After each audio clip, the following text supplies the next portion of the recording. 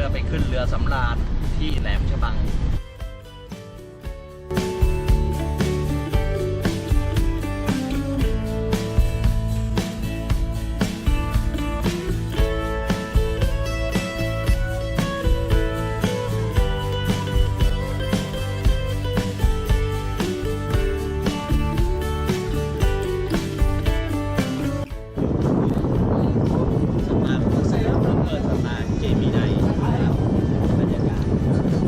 เดี๋ยวเราจะขึ้นไปเราอยู่ชั้น 6นะครับ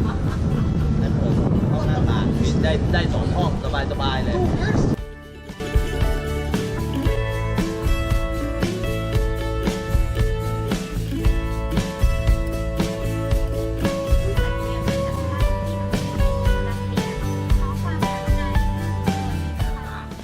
ถ้ามาเที่ยวเรือสำราญนะเที่ยวเรือสำราญเนี่ยให้จองห้องมีหน้าต่างไม่จำเป็นต้องห้องมีระเบียงหรอกเพราะว่าเราไม่ค่อยออกไปนั่งระเบียงหรอกเอามีหน้าต่างมันจะมีโซฟามีมุมให้นั่งเยอะแล้วก็ที่สำคัญก็คือว่ามันรู้สึกได้แสงจากท้องฟ้าได้แสงจากข้างนอกนะครับถ้าห้องไม่มีหน้าต่างเนี่ยผมไม่แนะนำเลยนะครับเพิ่มเงินอีกนิดนึงนะครับมันจะต่างกันประมาณ 2-3 พันได้มั้งไม่รู้ราคานะคือราคาเรือสำราญเนี่ยมันจะแบ่งแยกคือทริปอะไรไปไหนกี่วันแล้วก็ราคาเนี่ยอยู่ที่ว่าเราจองในช่วงไหนด้วยถ้าใกล้ๆเนี่ยราคาก็จะอาจจะสูงหน่อยถ้าเราจองแบบล่วงหน้าสัก 3-4 เดือนอะไรเงี้ยอาจจะได้ราคาต่ำนะครับก็ดูราคาโปรโมชั่นเดี๋ยวผมจะถ่ายทำให้แบบเต็มโบนะครับเป็นวันแรกของการล่องเรือสำราญคืนนี้นะครับไม่ทราบว่าจะเป็นโชว์อะไรเดี๋ยวลองติดตามชมนะครับ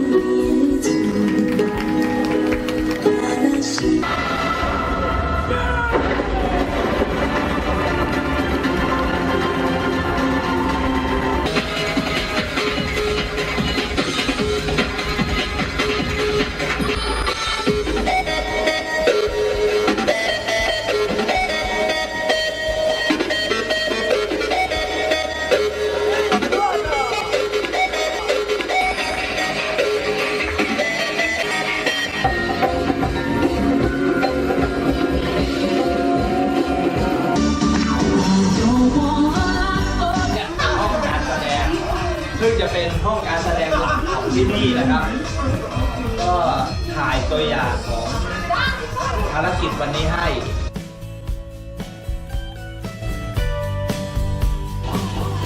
นะครับก็เป็นอาหารรอบดึกนะมีเต้าหู้มีหาเรื่องกินไปแค่นั้น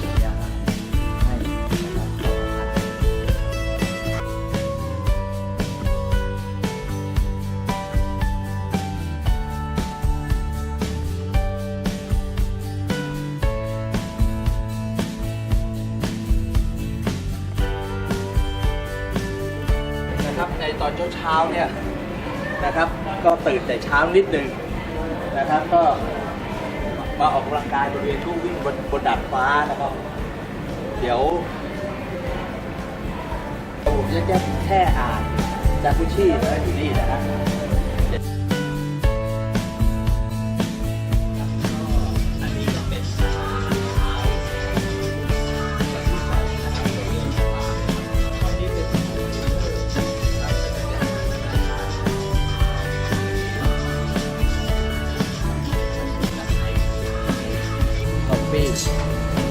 ร้อนๆนะครับบนเรือสำราญโอเค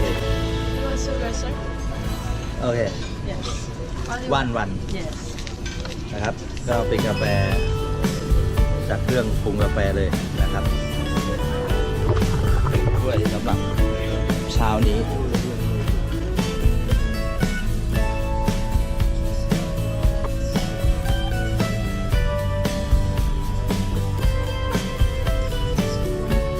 ว วิตบนเรือสำราญ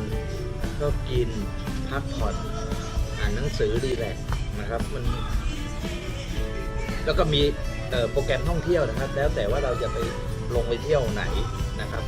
เขาจะมีใบออกมาว่าพรุ่งนี้เราจะเที่ยวไหนอะไรอย่างเงี้ยครับผมมาเรือสำราญเนี่ยผมมาคือมาพักผ่อนนะครับ3 วัน 2 คืนก็จะใช้ชีวิตบนเรือ3 วัน 2 คืนเนี่ยนะครับก็จะถ่ายทำความเป็นอยู่ของบนเรือนะครับก็ดูให้เต็มที่เลยเพราะว่าจะเอาให้ละเอียดเลยตั้งแต่ชั้นดาดฟ้าลงมาเลยนะครับเรือสำราญซูเปอร์สตาร์เจมิไนเนี่ยเขามีความยาว230 เมตรความกว้างก็29 เมตรนะครับก็ถ้าเทียบเท่ากับเรือไททานิคเรือลำนี้จะกว้างกว่าเมตรหนึ่งไททานิคเขา28 เมตรนะครับความกว้างแต่ความยาวเนี่ยเรือเจมิไนนะครับซูเปอร์สตาร์เจมิไนเนี่ยจะสั้นกว่า30 เมตรก็ไททานิคประมาณ268 เมตรนะครับความยาวระหว่างหัวเรือถึงท้ายเรือนะครับก็มีทั้งหมด12 ชั้นนะครับจุผู้โดยสารได้ประมาณ 1,500 กว่าคนแล้วก็ลูกเรืออยู่บนเรือเนี่ยเป็นลูกเรือนะครับก็700 กว่าคนนะครับชีวิตบนเรือสำราญก็ใช้ชีวิตให้มันปลอดโปร่งนะฮะทิ้งหน้าที่การงานไปเลยนะฮะ3 วัน 2 คืนนี่เอาชีวิตมาอยู่กับความสำราญเขาสร้างเรือสำราญเนี่ยเพื่อให้ลูกค้าเพื่อให้พวกเราเนี่ยนักท่องเที่ยวเนี่ยได้มาพักผ่อนมาผ่อนคลายนะฮะก็มีอาหารการกินใน24 ชั่วโมงเลยนะครับไม่อดตายแน่นอนนะฮะก็จะมีอาหารที่ผมมาทริปนี้จะ4 มื้อก็ตั้งแต่เช้าเที่ยงเย็นและรอบดึกนะครับก็ห้องอาหารแต่ละห้องนั้นก็จะมีใบโบรชัวร์มาให้นะครับว่าเราไปทานห้องไหนนะครับมีอาหารอะไรให้ทานส่วนช่วงระหว่างช่วงเบรกนะฮะช่วงประมาณ 10 โมงถึง 11 โมงเนี่ยจะมีมุมน้ำชาจะมีช่วงอาหารว่างแล้วก็ช่วงบ่ายมีอาหารว่างครับแล้วก็บนเรือเนี่ยมีสิ่งอำนวยความสะดวกครบเลยนะครับไม่ต้องกลัวนะฮะแหล่งท่องเที่ยวก็ตามโปรแกรมนะครับโอเคนะครับพานักท่องเที่ยวไปเที่ยวชมเกาะกูดนะฮะทริปเราเนี่ยเป็นทริปเกาะกูดนะครับบริเวณนี้เป็นช่วงหัวเรือนะครับเนี่ยแล้วเขาก็ไปขึ้นทางนู้นนะครับชมแหล่งธรรมชาติของที่นี่นะครับ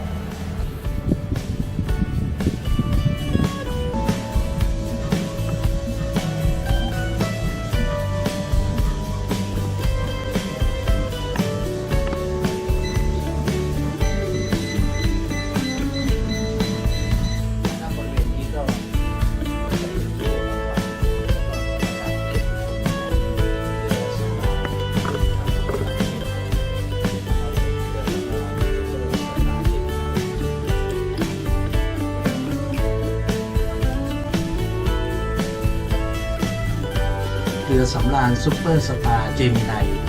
ก็ชั้น 5 ถึงชั้น 12 นะครับที่ใช้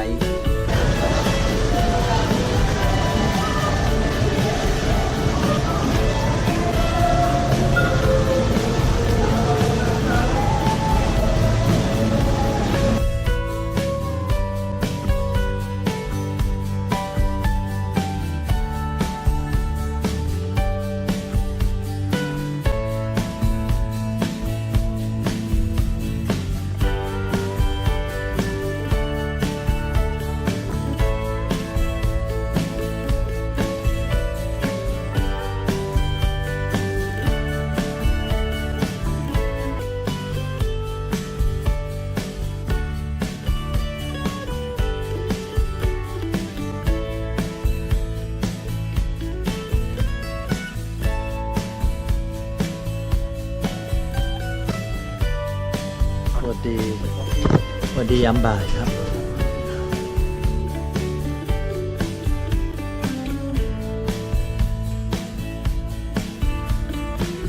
เนี่ยประตูทางเข้าเนี่ยเขาเป็นกระจกก็จะทำให้ห้องเนี่ย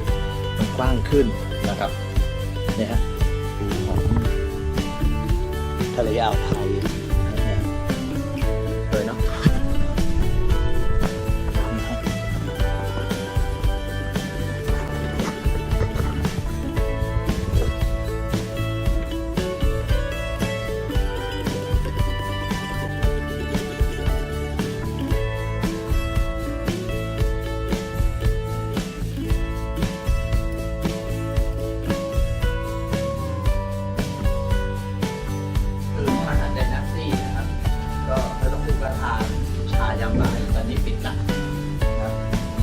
เคเดี๋ยวจะไปร้องคาราโอเกะเนาะ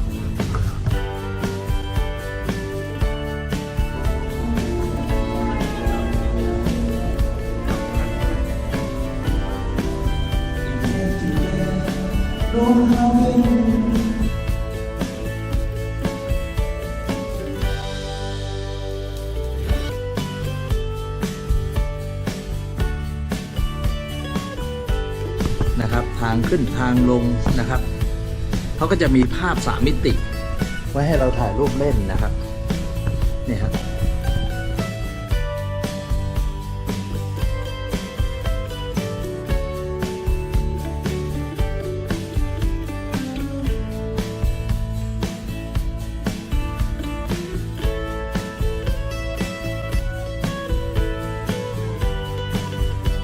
ฟ้าของซุปเปอร์สตาร์เจมิไนนะครับโอเคเนาะเดี๋ยวผม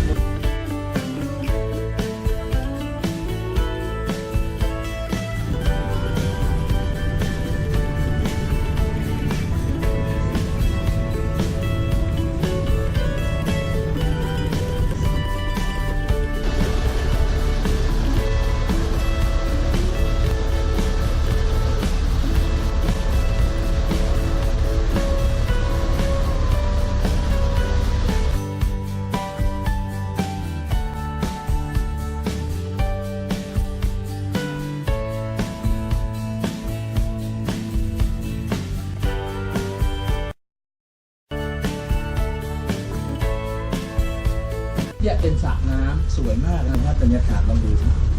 โอ้โหตอนเย็นนะครับนี่ฝนตกอยู่ไม่งั้นผมไม่ถ่ายย้อนไปโอ้โหสวยนะครับบรรยากาศดีมาก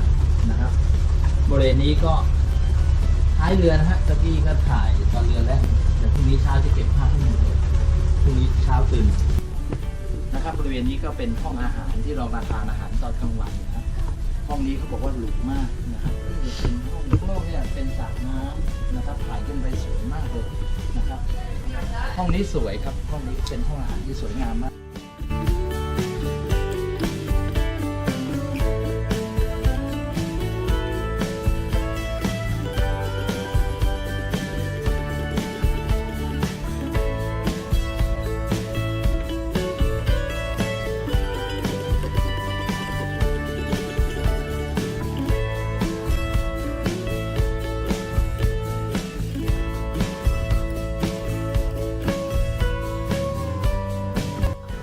ข้างหลังเป็นสระน้ำนะครับเบลล่าวิต้านะครับก็จะมีปาร์ตี้บาร์บีคิวนะครับบริเวณดาดฟ้าของเรือนะครับมีกล้วยด้วยของโปรด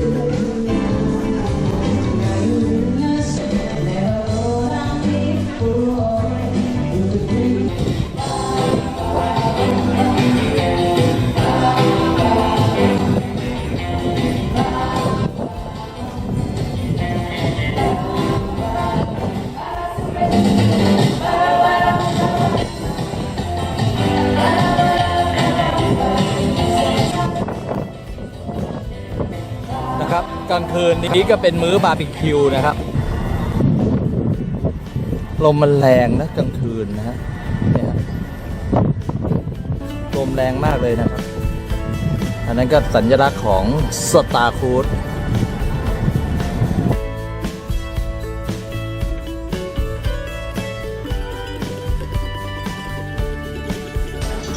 วันนี้ก็เป็นคืนที่2นะครับพรุ่งนี้ก็กลับละเดี๋ยวดูละครสัตว์นะครับก็จะมีการแสดงทุกคืนนะครับการล่องเรือสำราญเนี่ยมันมีกิน4 มื้อนะฮะใน1 วันแล้วก็มีเล่นมาพักผ่อนมาหาความสำราญนะครับ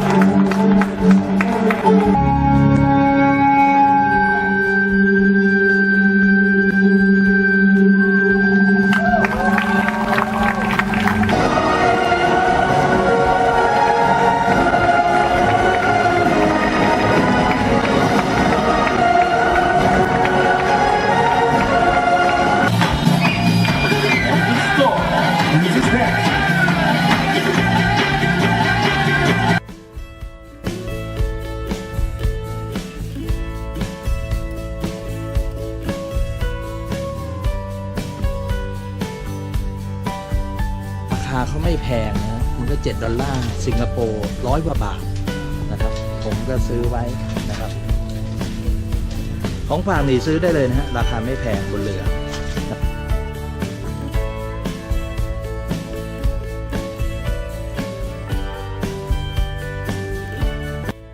นะครับตอนนี้เราอยู่ที่ชั้น 7 ของเรือสำราญนะครับ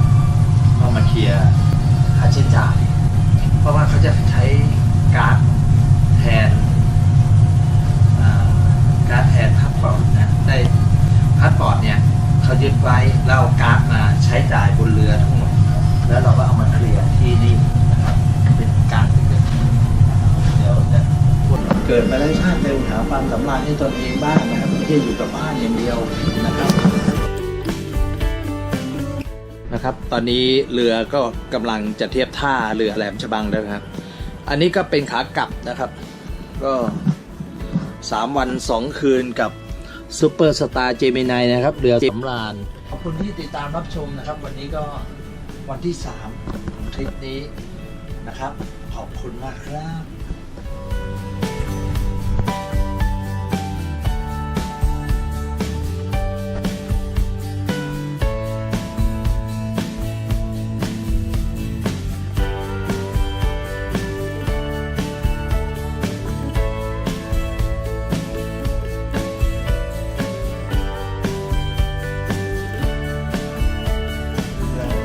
เขาสร้างมาเป็นหมื่นล้าน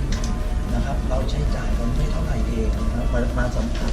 บรรยากาศแบบหรูๆบรรยากาศดีๆนะครับโอเคเนาะผมก็ขอขอบคุณทุกผู้ชายและทุกผู้หญิงที่มาเที่ยววันเดือนซุปเปอร์สตาร์จูมานายกับผมและผมมองว่าจะมาอีกครั้งมาครับผมประทับใจนะถ้าพูดตรงๆแล้วประทับใจแล้วก็คนไทยเยอะนะครับน้องๆคนไทยอายุ20 กว่าๆนะ20 ต้นๆเยอะครับเก่งครับคนไทยเราเก่งมากนะครับทำงานบนเรือสำราญนี่ไม่ใช่ธรรมดาครับยิ่งกว่าโรงแรม5 ดาวนะครับประสบการณ์สูงแล้วก็ร่างกายแข็งแรงด้วยนะครับสัมภาษณ์มาหลายคนแล้วโอเคนะ